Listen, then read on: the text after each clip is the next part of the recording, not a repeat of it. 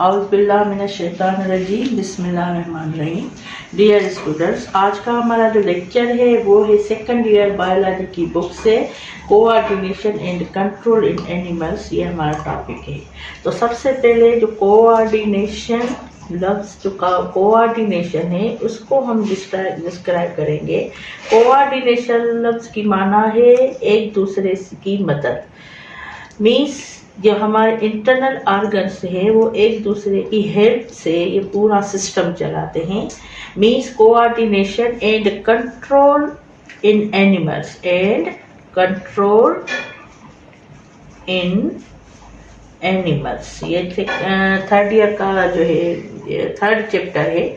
ठीक है, तो उसमें आप जो है पढ़ेंगे coordination and control in animals. तो सबसे पहले तो हमेशा डेफिनेशन ही होती है, तो हम डेफिनेशन से थोड़ा सी समझेंगे कि द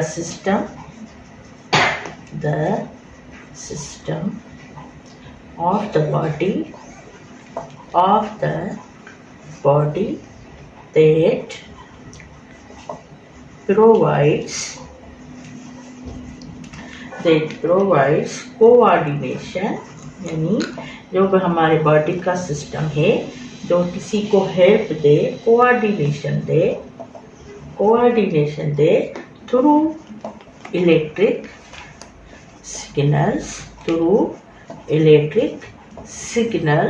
सिग्नल जैसे हमारे फ़ोन में सिग्नल होते हैं, इसी तरह हमारे बॉडी को भी मुख्तलिफ सिग्नल मिलते रहते हैं जिससे हमारा पूरे जो बॉडी सिस्टम है वो चलता है among different body parts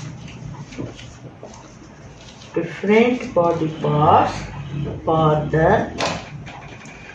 response to a particular stimulus is called nervous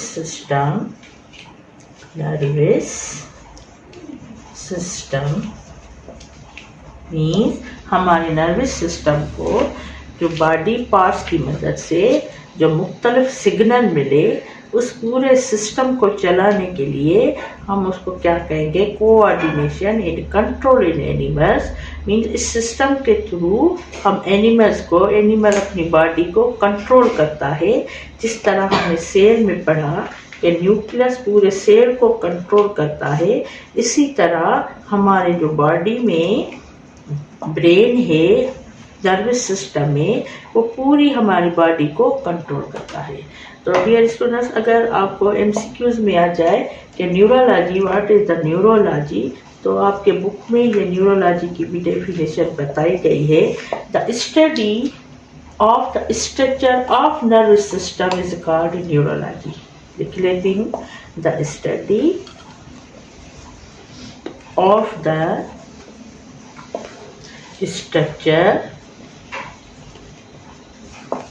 structure of nervous system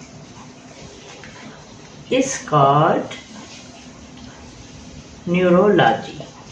तो ये एमसीक्यूज आज आ सकता है, इसीलिए मैंने आपको ये नोट करवाया कि neurology the study of structure of nervous system is called neurology. तो इसमें थोड़ी सी ऐसी हो गई है इसमें मेरी राइटिंग, तो आप इसमें परेशान नहीं हुईगा क्योंकि ये बोर्ड में लिखने का ना जो थोड़ा सा होता है मसला। तो ठीक है, तो सबसे पहले अब जो है ये मैंने आपको बताया। अब इसको मैं जो है एक टेबल की मदद से आपको अच्छे तरीके से समझा सकती हूँ। तो डियर स्टूडेंट्स, आ जाए अभी हम इस टेबल के ज़रिए नर्वस कोऑर्डिनेशन को समझते हैं, कोशिश करते हैं। इंशाल्लाह आपका जो है कॉन्सेप्ट वो क्लियर हो जाएगा। नर्वस कोऑर्डिनेशन मज़ीद दो सिस्टम में डिस्ट्रीब्यूट होते हैं। ठीक है, तो नंबर 1 है nervous coordination is divided into 2 system. Nervous system और दूसरा है एंडोक्राइन सिस्टम। एंडोक्राइन सिस्टम क्योंकि इस नर्वस कोऑर्डिनेशन में दो सिस्टम एक दूसरे से कोऑर्डिनेट होते हैं, यानी कि नर्वस सिस्टम में न्यूरॉन्स और एंडोक्राइन सिस्टम में केमिकल, यानी केमिकल कोऑर्डिनेशन और न्यूरॉन एक दूसरे से हेल्प करके ये पूरे सिस्टम को, हमारे बॉडी के सिस्टम को चलाते हैं। तो एंडोक्राइन सिस्टम में क्या है, ये है केमिकल कोऑर्डिनेशन। केमिकल कोऑर्डिनेशन, ठीक है, जिसमें हार्मोन्स का जो है वो रोल है। हार्मोन्स ये हम मज़ीद पढ़ेंगे इंशाल्लाह, हार्मोन्स और ये जो है केमिकल्स, इसके बारे में इसका अलग से एक चैप्टर है जिसमें हम अच्छे तरीके से हार्मोन के बारे में, एंडोक्राइन सिस्टम के बारे में हम पढ़ेंगे। अभी तो हमारा जो टॉपिक है वो है नर्वस सिस्टम। तो नर्वस सिस्टम मज़ीद दो सिस्टम में डिस्ट्रीब्यूट होता है, डिवाइड होता है। सबसे पहले है सेंट्रल नर्वस सिस्टम और पेरिफेरल नर्वस सिस्टम। तो सेंट्रल नर्वस सिस्टम को हम CNS कहते हैं और पेरिफेरल नर्वस सिस्टम को PNS से शो कराते हैं। तो सबसे पहले मैं इसका नर्वस सिस्टम का आपको ओरिजिन समझाना चाहूँगी। तो इसका जो ओरिजिन है वो है क्या, नोटोकॉर्ड। नोटोकॉर्ड इसका ओरिजिन है और नोटोकॉर्ड का ओरिजिन क्या है, एक्टोडर्म। एक्टोडर्म से इसका ओरिजिन हुआ है, ठीक है। तो अब आए हम सेंट्रल नर्वस सिस्टम को देखते हैं। सेंट्रल नर्वस सिस्टम मज़ीद दो हिस्सों में डिवाइड होता है, एक है ब्रेन और एक है स्पाइनल कॉर्ड।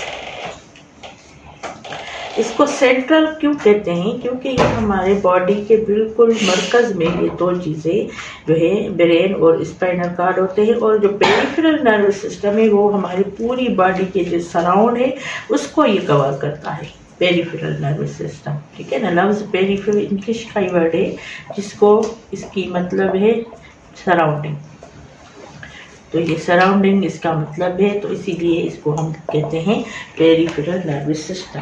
अब ब्रेन जो है, ये ब्रेन को भी जो ओरिजिन है वो एक्टोडर्म ही है। ये आप दो जो चीज़ें हैं ये बिल्कुल याद करें, क्योंकि ये MCQs में आ सकता है कि नर्वस सिस्टम का ओरिजिन कौन से डर्म से है, वो है एक्टोडर्म। इसी तरह ब्रेन जो है वो एक्टोडर्म इसका ओरिजिन है, ठीक है। तो डियर स्टूडेंट्स, अब जो है ब्रेन और स्पाइनल कॉर्ड, इसकी हम अलग से वीडियो बनाएंगे। उसमें हम अच्छे तरीके से ब्रेन के जितने भी पार्ट्स हैं, जितने भी लोब्स हैं, वो सारे उस पर जो है हम डिस्कस करेंगे। अभी जो हम करेंगे वो है पेरिफेरल नर्वस सिस्टम। तो पेरिफेरल नर्वस सिस्टम जो है वह मज़ीद दो हिस्सों में तकसीम हुआ है, जो पूरे इसको जो है सेंसेस के थ्रू जिस तरह ब्रेन तक जाते हैं इसके सेंसेस, वो कौन से जो है न्यूरॉन जाते हैं। एक होते हैं मोटर न्यूरॉन, मोटर न्यूरॉन, एक होते हैं सेंसरी न्यूरॉन, मोटर न्यूरॉन और सेंसरी न्यूरॉन। इसको ये दो, इसको पेरिफेरल नर्वस सिस्टम को ये दोनों दो किस्म के न्यूरॉन जो है वो सिग्नल वो पहुंचाते हैं। अब मोटर न्यूरॉन कहाँ से सिग्नल लेते हैं, वो मसल्स से, मसल्स प्लस ग्लैंड से, ग्लैंड से और मसल से। अगर इंटरनली है तो ग्लैंड उसमें जो है अपना रोल अदा करेंगे। अगर मसल से तो जैसे स्केलेटल मसल, तो स्केलेटल मसल जिससे हमें प्यास लगेगी तो हम क्या करेंगे, अपने वो फील करेंगे कि प्यास लगे तो हम जाएंगे, गिलास लेंगे, उसमें पानी भरेंगे। तो ये हमारे कौन से मसल्स इसमें एक्टिव हुए, स्केलेटल मसल। तो अभी जो है प्यास लगी तो ये ग्लैंड्स जो हैं वो हमारी प्यास जो है हमें फील कराएंगे, और ये जो है मोटर न्यूरॉन के जरिए ग्लैंड से जो है न्यूरॉन जाएंगे ब्रेन की तरफ, और इसी तरह ब्रेन जो है उस ग्लैंड्स को यानी प्यास को जो है वो ख़त्म करने के लिए उसको पानी जो है अपनी उससे उसकी प्यास बुझ जाएगी, ठीक है। अब जो सेंसरी न्यूरॉन है, ये तो सेंसरी आर्गन, जिस तरह हमारे सेंसेस हैं उसमें इनका जो है रोल है, सेंसरी आर्गन से। अब जो है मज़ीद मोटर न्यूरॉन मज़ीद दो हिस्सों में तकसीम होते हैं। Number 1 somatic, somatic nervous system, और दूसरा है autonomic nervous system. Somatic nervous system, इसको दरअसल कहते हैं वॉलंटरी मूवमेंट, यानी कि हमारे जो विश्व में हमारी जो मर्जी से जो मूवमेंट हो, जैसे हमें प्यास लगी, हम गिलास लेने के लिए गए, तो ये क्या हो गया, ये हमारे विश्व में है, ये वॉलंटरी कंट्रोल है, वॉलंटरी मूवमेंट है, जो हमारी मर्जी के मुताबिक हम मूव करते हैं। तो ये है सोमेटिक नर्वस सिस्टम, यानी कि ये वॉलंटरी भी हम इसको कह सकते हैं। इस तरह autonomic nervous system, autonomic nervous system ये इनवॉलंटरी जो है रिस्पांस कहलाता है। इनवॉलंटरी रिस्पांस क्यों कहते हैं इनवॉलंटरी रिस्पांस? क्योंकि हमारे विश्व में ये हमारे मर्जी के मुताबिक नहीं है। जैसे हार्ट बीट है और लंग्स जो है वो किस तरह ऑक्सीजन और कार्बन डाइऑक्साइड की गैसेस एक्सचेंज करते हैं, जिस तरह हमारे जितने भी इंटरनल ऑर्गन्स हैं वो खुद ब खुद जो मूव करते हैं, खुद ब खुद जो रिस्पांस देते हैं, हम उनको कहते हैं इनवॉलंटरी रिस्पांस। इस तरह आम सा मिसाल है आँख का झपकना, तो ये भी इनवॉलंटरी कंट्रोल है, इनवॉलंटरी सिस्टम है, तो इसको हम कहेंगे ऑटोनॉमिक नर्वस सिस्टम। तो डियर स्टूडेंट्स, अब ऑटोनॉमिक नर्वस सिस्टम को हम मज़ीद डिस्क्राइब करेंगे।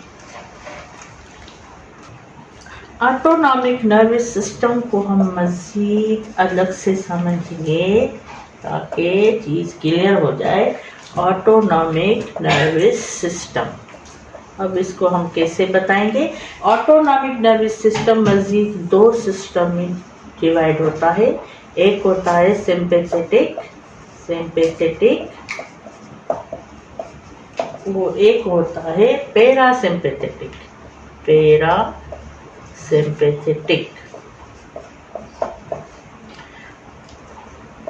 Parasympathetic division.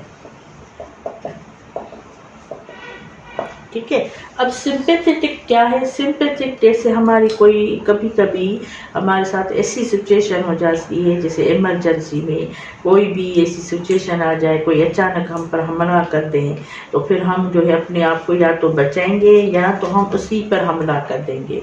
तो ये क्या है? इसको हम ज़्यादातर किस चीज़ से समझते हैं? फाइट और फ्लाइट। इसको कहते हैं फाइट और फ्लाइट। मीन्स इमरजेंसी जितने भी रिस्पॉन्सेस हैं वो सिंपैथेटिक में आ जाते हैं। इस तरह पैरासिम्पैथेटिक क्या है? ए रेस्ट या डाइजेस्ट, रेस्ट और डाइजेस्ट।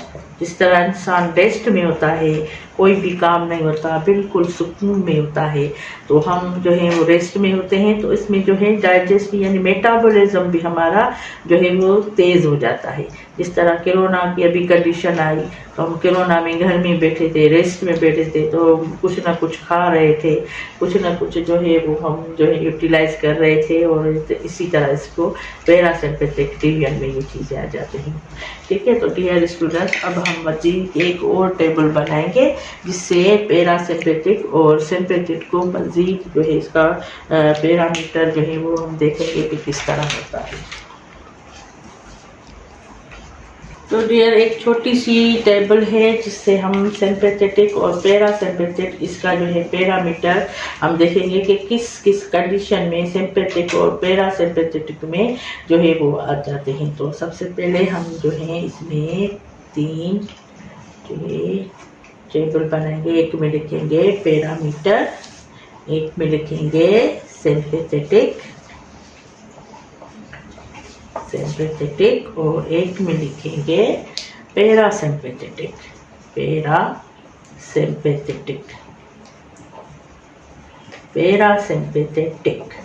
ठीक है, तो सबसे पहले जो हम पैरामीटर करेंगे, नंबर 1 हम हार्ट को देखेंगे। जब हम सिंपैथिक कंडीशन में होते हैं तो हमारी हार्ट जो है उसके साथ क्या होता है। तो सबसे पहले पैरामीटर क्या है? हार्ट। तो हार्ट जब सिंपैथेटिक कंडीशन में आ जाती है तो हार्ट रेट यानी हार्ट बीट, हार्ट का धड़कना वो क्या हो जाता है? तेज हो जाता है। हार्ट रेट तेज हो जाता है, ठीक है, यानी राइज हो जाता है, यानी कि कार्डियक आउटपुट तेज हो जाती है। कार्डियक आउटपुट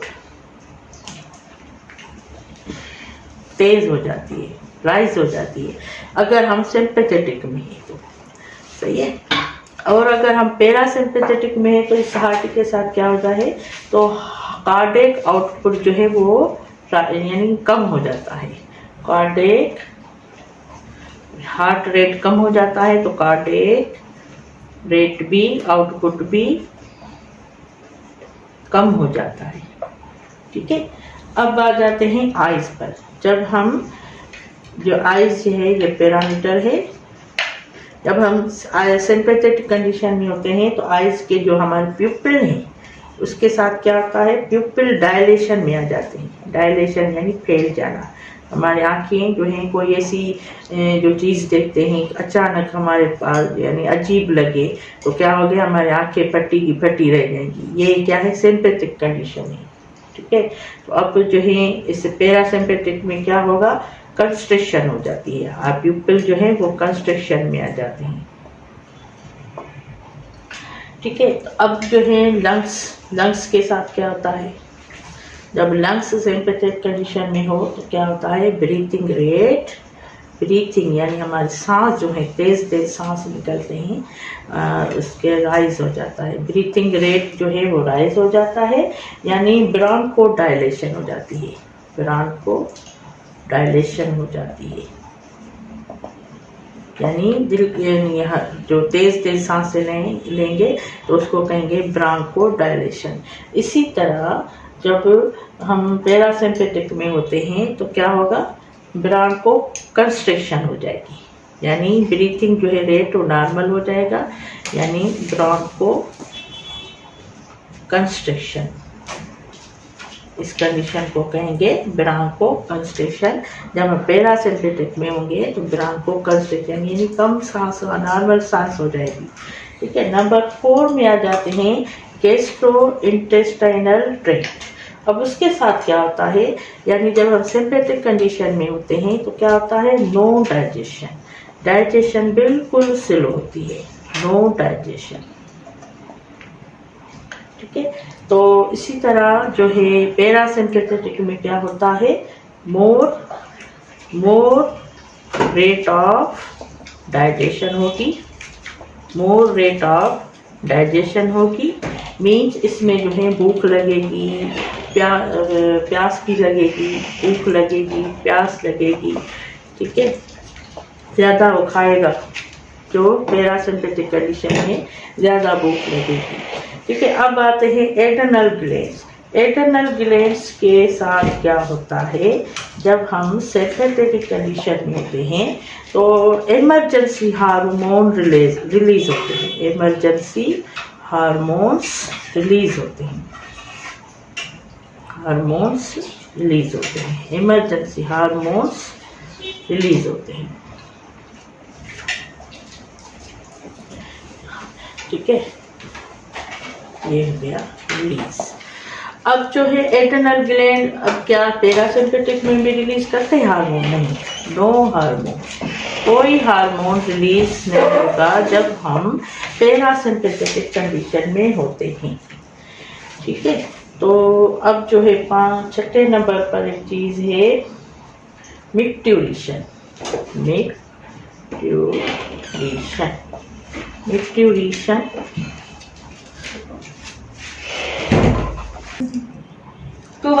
मिक्ट्यूरेशन, अब मिक्ट्यूरेशन जो है ये है यूरिनरी ब्लैडर का फंक्शन है, मीन्स यूरिनेशन, यूरिन की फॉर्मेशन।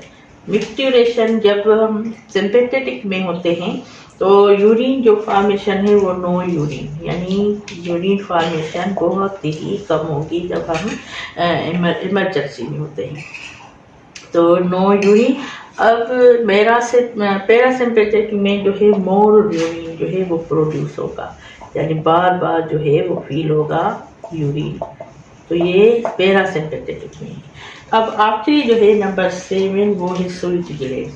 अब स्वीट ग्लैंड्स क्या करेंगे, जब सिंपैथिक कंडीशन में होंगे तो ज़्यादा से ज़्यादा यानी मोर स्वीट्स जो है वो प्रोड्यूस होगा, पसीना बहुत ज़्यादा होगा जब हम इमरजेंसी कंडीशन में होते हैं, मोर स्वीट्स।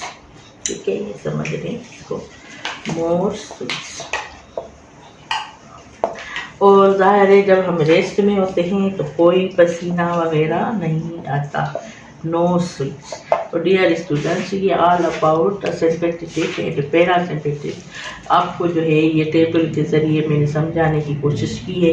उम्मीद है आपको अच्छी तरीके से ये वीडियो जो है वो समझ में आ जाएगी, और आप इसको लाइक करें, सब्सक्राइब करें, तो इससे मेरा जो है हौसला बढ़ेगा, और जो है ज़्यादा से ज़्यादा मैं वीडियो जल्दी जल्दी बनाना स्टार्ट करूँगी, क्योंकि ज़्यादा मसरूफियत की वजह से मैं बहुत स्लो जो है वो वीडियो बनाती हूँ।